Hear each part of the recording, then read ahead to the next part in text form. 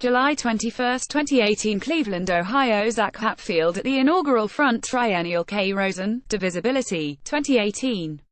Installation view at 750 Prospect Avenue. Before the Cuyahoga River caught fire, searing onto the public imagination an unfair but dogged metaphor for a Cleveland in decline, Tennessee Williams delivered a sicker burn. America has only 3 cities, he rumoredly quipped. New York, San Francisco, and New Orleans. Everywhere else is Cleveland. The claim isn't entirely without truth.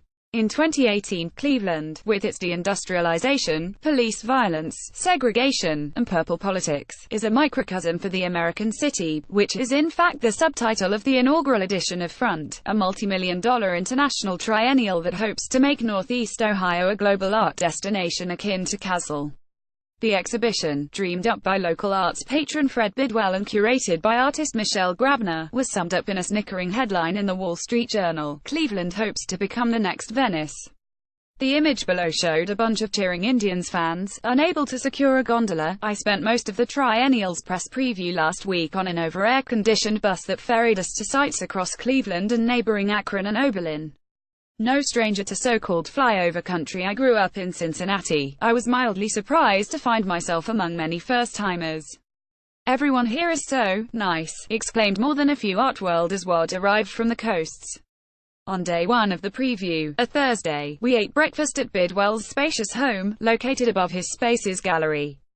As we knifed schmear on 2 bagels, our host, who was really nice, had a chance to rehearse the speech he'd later give at the Cleveland Art Museum for the press conference, framing Front as an alternative to the big institutional art fairs. Then we heard that Michael Rakowitz was making some curatorial tweaks downstairs, and would he be up for a quick visit from a dozen journalists? He would. We found Rakowitz in a gallery filled with lots and lots of orange things: a life jacket, an umbrella, hair extensions, a Cheetos bag, a sweater, a Nike box, a jack-o'-lantern. These were objects culled from Rakowitz, a color removed, which impossibly tasks Clevelanders with disowning their orange belongings by putting them in depositories installed throughout the city. The ostensible goal, to rid Cleveland of the color orange, responds to the abominable rationale offered by the Cleveland police who shot and killed 12-year-old Tamir Rice in 2014. His toy pistol was missing an orange safety tip. Rakowitz hopes the ongoing endeavor will prompt people to reconsider the concept of safety and to whom it is allowed. By working extensively with the local community and with Tamir's mother Samaria, Rakowitz is orchestrating both a collective expression of solidarity and a challenge to examine the role color plays in Cleveland. At one point, the artist gestured toward a beautiful oblong wooden table in the middle of the gallery space, on which sat a bowl of dates. The table will be donated to the Tamir Rice Foundation. Tamir means date in Arabic, he said, explaining that he and members of the community would be incorporating dates into some of Tamir's favorite meals over the course of the exhibition.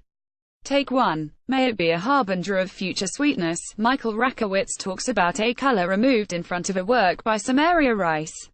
We then headed to the press conference at the Cleveland Art Museum's auditorium, where turnout was good, though I could have done without Grabner quoting that Dave Eggers' op-ed in the Times about Trump's Philistinism and how art makes it impossible to accept the dehumanization of others. After only 3 questions from the audience, we wandered through the museum. Kerry James Marshall had filled one of Cam's smaller galleries with what looks like a magnificent comic strip, an immense 12-panel tableau providing an exterior and interior view of an apartment. You can find some of Marshall's actual comics at the Public Library, where works from his Rhythm Master series, 1999, are displayed. Of course, comics and graphic literature have deep roots in Cleveland, and some local artists, feeling snubbed by Front's lineup, even mounted their own event devoted to the genre. This is one of at least 3 local-led spin-offs, including Can-Ant, for those who didn't make it into Can't. The former was quickly embraced by Front as a complimentary event. Graphic, devised by Gary and Laura Dumm, opened on July 19 at the Artists' Archives of the Western Reserve, and includes work by younger artists like Ashley Riblett and Angela Oster, as well as legends like Jerry Siegel, Joe Shuster, Reed Crandall, Robert Crumb, and Harvey Pekar. I hope the effort offers something that seemed missing from the mostly gritless Front, which was low on the rusty cynicism and underdog resilience I stereotypically, perhaps consider intrinsic to the town that birthed both Superman and American Splendor. As many of my fellow travelers noted, the press preview quickly took on the air of a school field trip, the bus disgorging us not only at Cleveland's core art institutions but to installations in the public library, a federal bank, and even the retired bulk freighter. Grabner explained that she hoped visitors would just sort of bump into works around the city. The bibliothekal entry, by Yinko Shonibare MBE, comprises shelves of 6,000 books, each clad in Dutch wax paper and bearing the names of immigrants or people with anti-immigrant agendas on their colorful spines. The American library reads differently when you learn that over 4,000 of the names, which range from Teju Cole to Ted Nugent, were chosen by Cleveland librarians.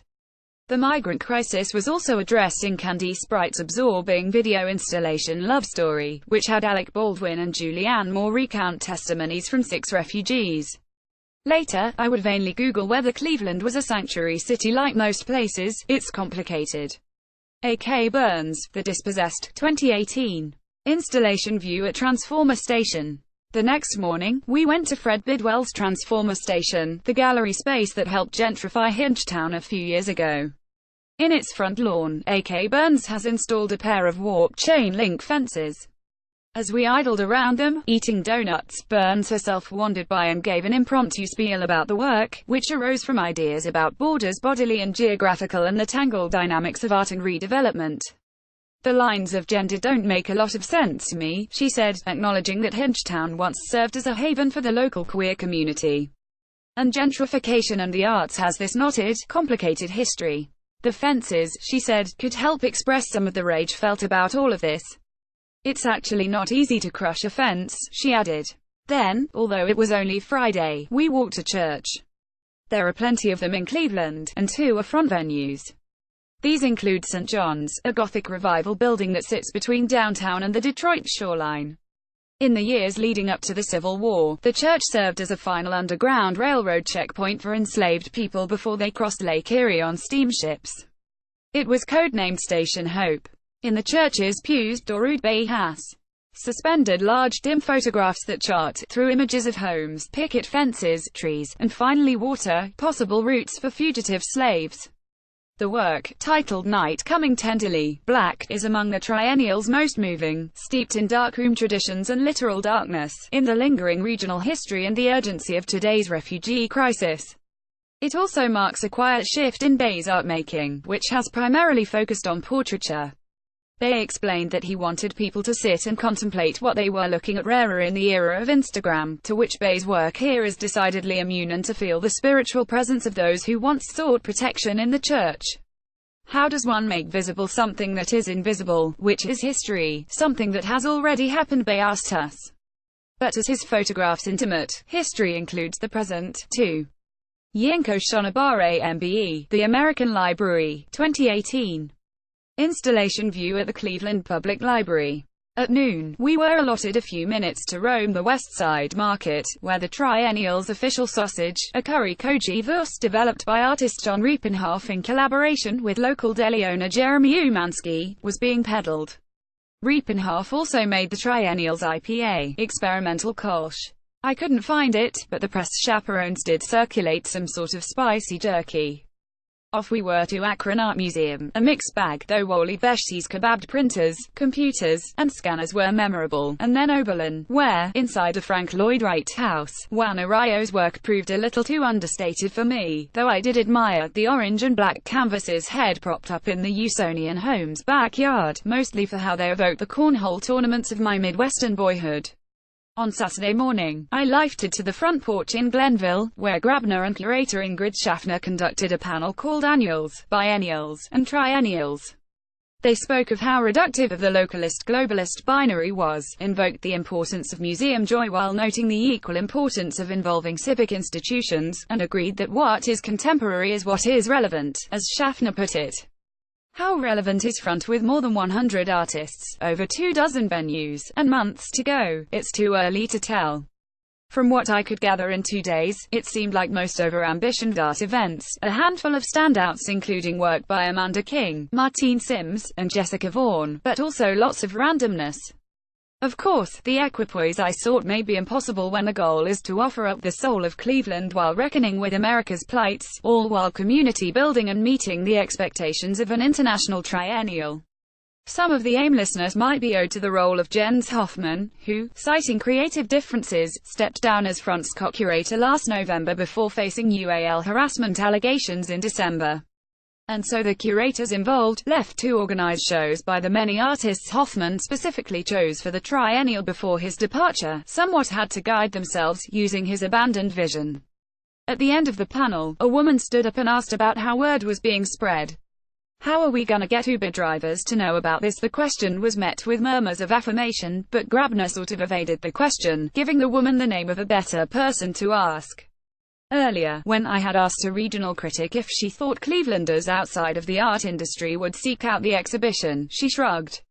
How often do ordinary people engage with museums in other cities? Anyway, as I Ubered to the ghostly mall downtown that served as the hub of the city's rapid transit, I asked my ordinary driver whether she knew about the triennial. She gave a response similar to the others it heard. I don't know about any art, she said as the car glided through the mostly empty streets.